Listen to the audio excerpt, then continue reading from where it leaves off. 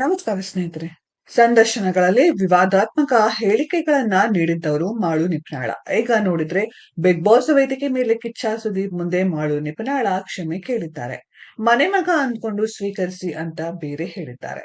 Big boss Kannada 11 ಕಾರ್ಯಕ್ರಮದಲ್ಲಿ winner ಆದವರು ಉತ್ತರ ಕರ್ನಾಟಕದ ಗಾಯಕ ಪ್ರತಿಭಾವಂತ ಹನುಮಂತ ಲಮಾಣಿ.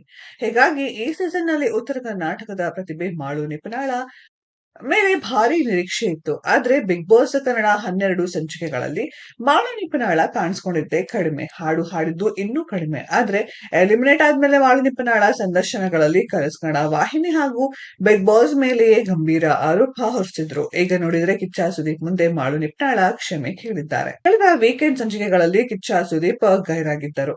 ಈ ವೇಳೆ ಸೂರಜ್ ಸಿಂಗ್ ಹಾಗೂ ಮಾಳು ನಿಪುಣಾಳ ಎಲಿಮಿನೇಟ್ ಆದ್ರು. ಹೀಗಾಗಿ ಇಂದಿನ ವಾರದ ಕತೆ ಕಿಚ್ಚನ ಜೊತೆ ಸಂಚಿಕೆಯಲ್ಲಿ ಕಿಚ್ಚ ಸುದೀಪ್ ಮುಂದೆ ಸೂರಜ್ ಸಿಂಗ್ ಹಾಗೂ ಮಾಳು ನಿಪುಣಾಳ ಹಾಜರಾದ್ರು. ಬಿಗ್ ಬಾಸ್ ನಿಂದ ಹೊರಗೆ ಹೋದ್ಮೇಲೆ ಹೇಗಿದೆ ಜೀವನ ಎಂದು ಕಿಚ್ಚ ಸುದೀಪ್ ಪ್ರಶ್ನೆ ಮಾಡಿದ್ರು. ಅದಕ್ಕೆ ಚೆನ್ನಾಗಿದೆ ಸರ್ ಎಂದರು ಮಾಳು ನಿಪುಣಾಳ. ಏನೇನ್ ನಡೆಯಿತು ಎಂದು ಕಿಚ್ಚ ಸುದೀಪ್ ಕೇಳಿದಾಗ, ಇಷ್ಟು ಬೇಗ ಹೊರಗೆ ಹೋಗ್ತೀನಿ ಅಂದ್ಕೊಂಡಿರ್ಲಿಲ್ಲ. ಅಚಾನಕ್ ಆಗಿ ಹೊರಗೆ ಬಂದೆ. ನಾನು ನಿರೀಕ್ಷೆ ಮಾಡಿದ್ದೆ ಬೇರೆ. ನನ್ನ ಅಭಿಮಾನಿಗಳಿಗೆ ಏನು ಕೊಡೋಕೆ ಆಗ್ಲಿಲ್ಲ. ಹೊರಗೆ ಬಂದ್ಮೇಲೆ ಜನರ ಬೆಂಬಲ ಡಿಫ್ರೆಂಟ್ ಆಗಿತ್ತು ಅಂತಂದ್ರು ಮಾಳು ನಿಪುಣಾಳ. ನಾನೊಂದು ಮಾತು ಕೇಳ್ಬೇಕು ನಿಮ್ಗೆ. ಹೊರಗೆ ಹೋಗ್ತಿದ್ದಂಗೆ ಇಂಟರ್ವ್ಯೂಗಳಲ್ಲಿ ಕೂತು ಮಾತಾಡ್ತಿದ್ದೀರಾ.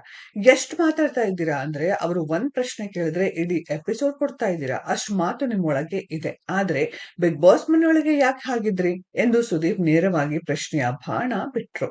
ಅದಕ್ಕೆ ಏನೋ ನಿರೀಕ್ಷೆ ಇಟ್ಕೊಂಡು ಹೊರಗೆ ಬಂದೆ. ಆದ್ರೆ ಇಲ್ಲಿ ಬೇರೇನೋ ಆಗಿತ್ತು. ಏನಾದ್ರೂ ತಪ್ಪು ಮಾತಾಡಿದ್ರೆ ಮನೆ ಮಗ ಅಂದ್ಕೊಂಡು ಸ್ವೀಕರಿಸಿ, ನನ್ನಿಂದ ಏನೇ ತಪ್ಪಾಗಿದ್ರು ಕ್ಷಮಿಸಿ ಅಂತ ಹೇಳಿ ಮಾಳು ನಿಪುಣಾಳ ಕ್ಷಮೆ ಕೇಳಿದ್ದಾರೆ.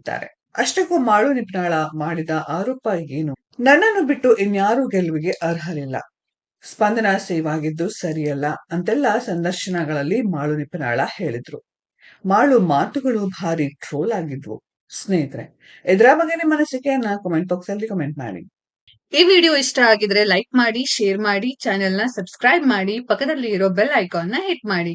ಮುಂದಿನ ವಿಡಿಯೋದಲ್ಲಿ ಭೇಟಿಯಾಗೋಣ. ಧನ್ಯವಾದಗಳು.